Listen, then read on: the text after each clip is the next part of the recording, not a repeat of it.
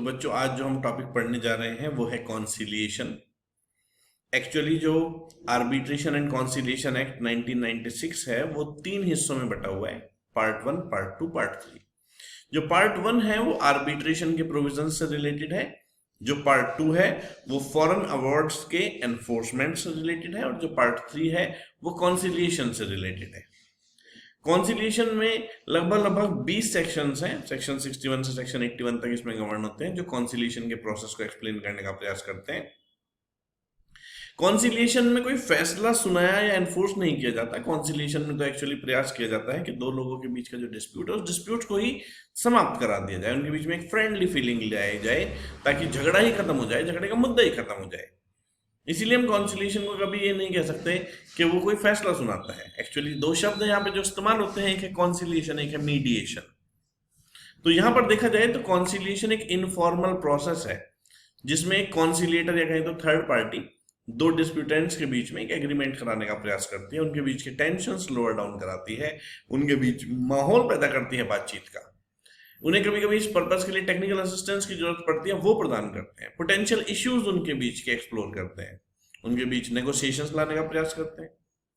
ये जो दूसरा वर्ड है वो मीडिएशन है। लगभग इसका भी एक ही मतलब है।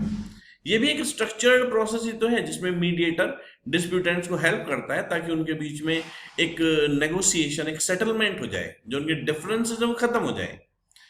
मीडिएशन वैसे एक वॉलंटरी प्रोसेस है, और इसमें ना लास्ट में जाके जब मीडिएशन से दोनों पार्टीज अपने फ्यूचर बिहेवियर को लेकर एग्री हो जाती है, हम ऐसा करेंगे ऐसा नहीं करेंगे, तो वो उसे रिटन में करके साइन कर लेती हैं आपस में। लेकिन मीडिएटर जो है उसके पास बहुत स्किल्स होनी चाहिए, इसलिए वो स्किल्स और टेक्निक्स का इस्तेमाल करता है जिससे पार्टीज आपस में सेटलमेंट कर पाती हैं। वो पार्टीज जो अभी तक किसी डिस्प्यूट के डिसीजन पर नहीं पहुंच सकती। लेकिन मीडिएशन भी एक कोई फैसला या फिर ऐसा कोई कोर्ट के फैसले जैसी चीज या फिर आर्बिट्रेशन के अवार्ड जैसी चीज नहीं है। बेसिकली ये प्रोसेस सक्सेसफुल केवल तब होती हैं जब ये जो कॉन्सिलिएटर या मीडिएटर है इसकी पर्सनैलिटी ऐसी हो कि वो दोनों पार्टीज को इंड्यूस कर सके, दोनों पार्टीज पे भरोसा कर सके और वो उन्हें सही राह दिखा सके।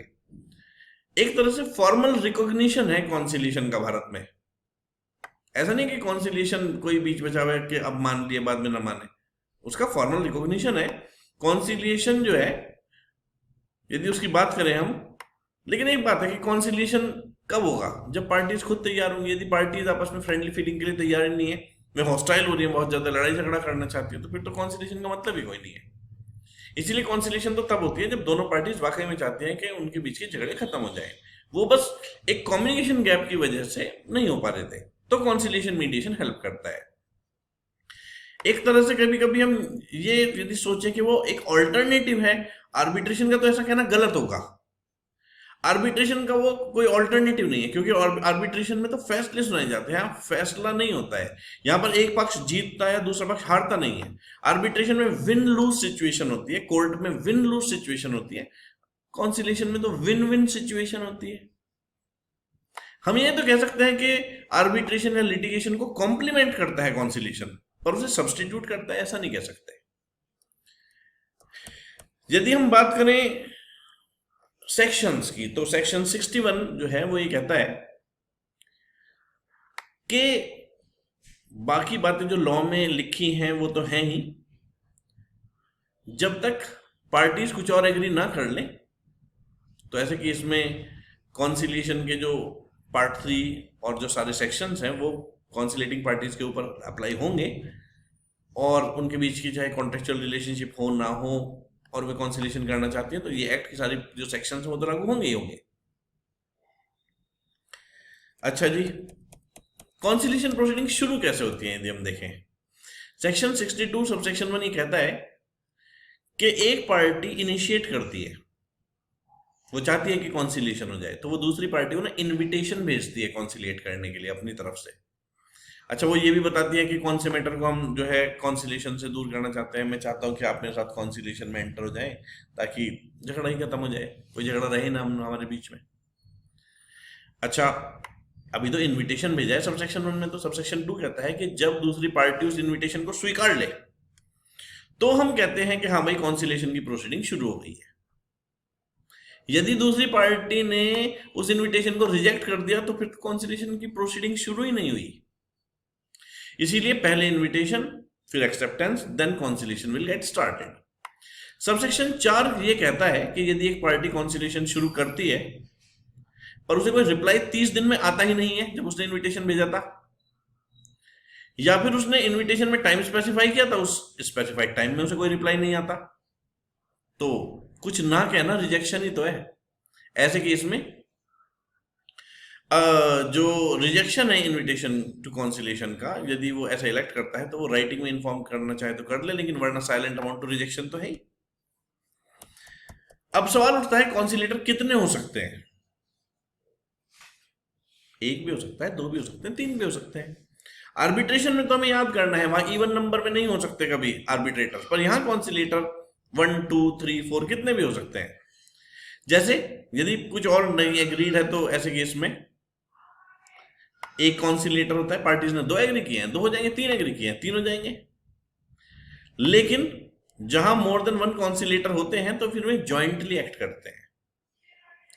अब 64 सेक्शन इसीलिए अपॉइंटमेंट का अलग से बना दिया गया। और क्या कहा 64 सेक्शन ने? कहा कि कॉन्सिलिएशन प्रोसीडिंग्स में जब एक कॉन्सिलेटर होता है तो दोनों पार्टीज उसको लेकर राजी होनी चाहिए। जब 2 कॉन्सिलेटर होते हैं तो दोनों अपने अपने कॉन्सिलेटर का नाम जो है वो सजेस्ट कर सकते हैं। जब 3 कॉन्सिलेटर होते हैं तो दोनों पार्टीज एक एक कॉन्सिलेटर अपॉइंट कर लेती हैं, और जो पार्टी है वे एग्री हो सकती है थर्ड कॉन्सिलेटर के नाम को लेकर, और फिर वो थर्ड कॉन्सिलेटर प्रिसाइडिंग ऑफिसर बन जाएगा उनका, एक तरह से दोनों का। कभी कभी क्या होता है कि ना सुटेबल इंस्टीट्यूशन की हेल्प ली जाती है कॉन्सिलेटर को अपॉइंट करने के लिए। तो सबसेक्शन 2A कहता है कि पार्टीज यदि चाहें तो ऐसे केस में वो असिस्टेंस भी ले सकती हैं सुटेबल इंस्टीट्यूशंस की या पर्सन्स की कॉन्सिलेटर को अपॉइंटमेंट करने के लिए। कभी कभी ऐसे केस में वो रिकमेंडेशन मांगती है कि आप हमें नाम सजेस्ट कर दो, रिकमेंड कर दो हमें इंडिविजुअल्स के नाम जो कॉन्सिलेटर के रूप में काम करते हैं, ताकि हम उनमें से सेलेक्ट कर लें। और कभी कभी वे ये कहती हैं कि जी एक काम करो, आप ही हमें सेलेक्ट करके दे दो। पार्टीज में agree that appointment of 1 or more conciliator shall be made directly by such institution. वो कहते हैं हम कहाँ करते फिरेंगे जी, आप ही अपॉइंट करके दे दो। तो कॉन्सिलेटर का अपॉइंटमेंट रिकमेंडेशन करके भी कराया जा सकता है, डायरेक्टली इंस्टीट्यूशन से भी आप करा सकते हो।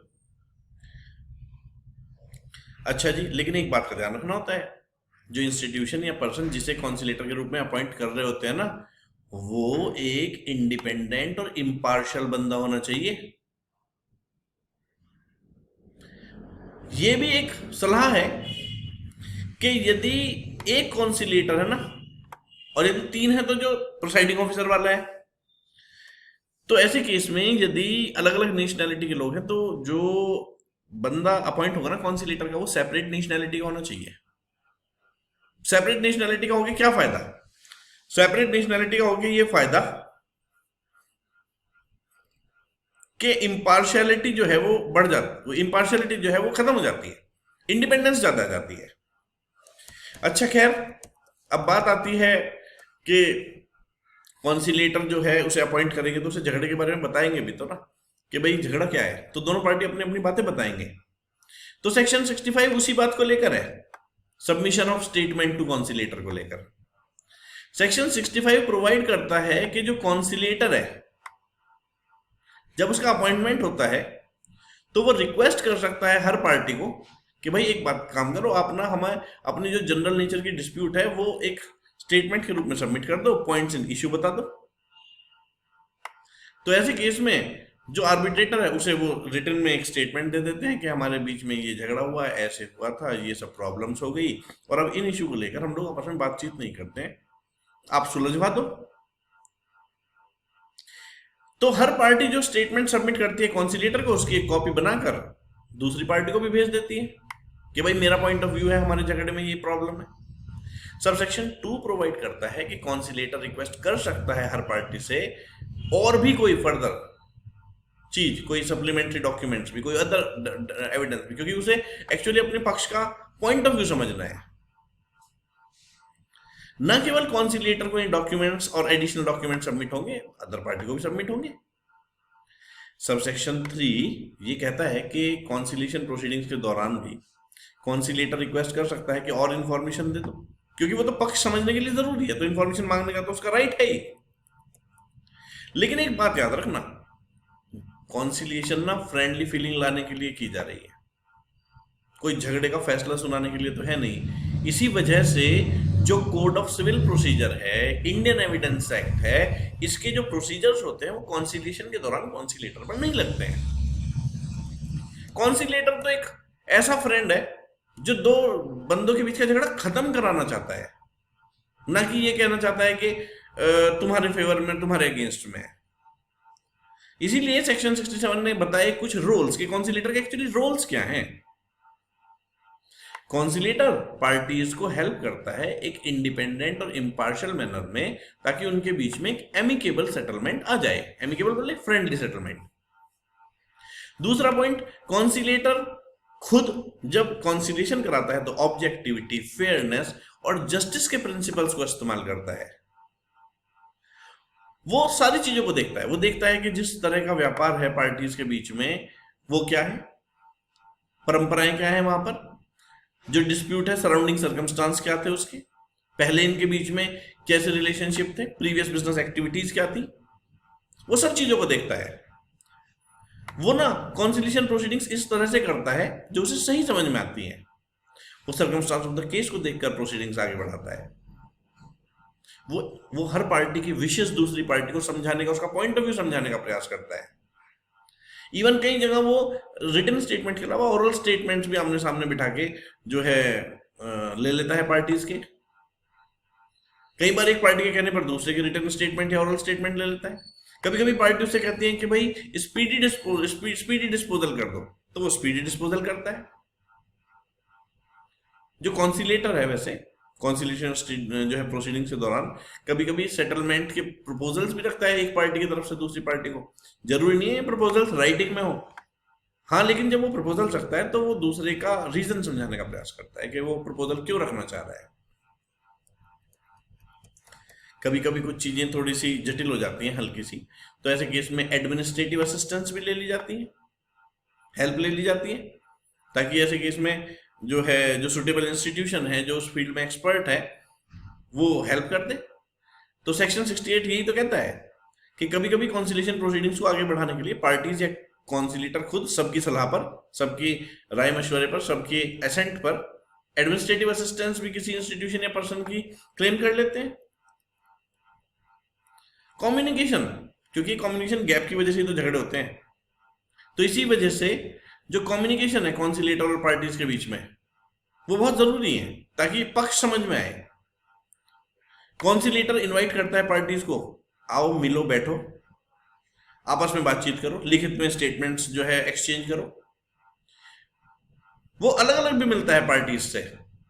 सबसेक्शन 2 ये कहता है कि जब तक पार्टीज एग्रीड ना हो किसी पर्टिकुलर प्लेस को लेकर जहां पर दोनों की मीटिंग कराई जाए, तो ऐसे केस में जो कॉन्सिलेटर प्रयास करता है जगह डिसाइड करने की, उस पर बैठ जाते हैं। वैसे पार्टीज आपस में कंसल्टेशन कर कर और कॉन्सिलेटर से भी बातचीत कर कर कोई कॉमन जगह जहां पर दोनों को लगता है कि दोनों खुल के बात कर सकते हैं, उस जगह को डिसाइड कर लेते हैं। नहीं कर पा रहे तो कॉन्सिलेटर सजेस्ट कर देता है। तो प्लेस ऑफ कम्युनिकेशन भी बहुत इंपॉर्टेंट हो जाती है। कॉन्सिलेटर का ये भी एक काम है सबमिट कराना। फिर इंफॉर्मेशन डिस्क्लोजर, सेक्शन 70 कहता है जब कॉन्सिलेटर को ना कोई फैक्चुअल इंफॉर्मेशन मिलती है डिस्प्यूट को लेकर, तो ऐसे केस में वो उस इंफॉर्मेशन को पूरा एक्सप्लेन करता है दूसरी पार्टी को, ताकि दूसरी पार्टी को अपना जो है एक तो पॉइंट ऑफ व्यू समझ में आए पहली पार्टी का, और उसे खुद भी अपॉर्चुनिटी मिले। तो ऐसे केस में वो यदि एक्सप्लेनेशन मांगना चाहता है सामने वाले से, तो ऐसे केस में एक्सप्लेनेशन सही से मांग सके, प्रोवाइडेड जहां पर एक पार्टी इंफॉर्मेशन देती है दूसरे कॉन्सिलेटर को subject to specific condition that it kept confidential, तो कॉन्सिलेटर फिर डिस्क्लोजर नहीं करता। भाई यदि उसने कॉन्सिलेटर से खुद कहा कि मैं तुम्हें बता रहा हूं पर आगे मत किसी को बताना, आगे दूसरी पार्टी को मत बताना, तो फिर ऐसे केस में उसे कॉन्फिडेंशियल रखता है। जब तक लेकिन कॉन्फिडेंशियलिटी के लिए कहा नहीं गया है, तब तक जो कॉन्सिलेटर को इन्फॉर्मेशन मिलती है वो दूसरी पार्टी को भी उसे ट्रांसफर कर देता है। तो फिलहाल ये वीडियो यहीं तक की है। एक और वीडियो इसके बाद मैं इशू करता हूं जो आगे सेक्शंस को कवर करेगी।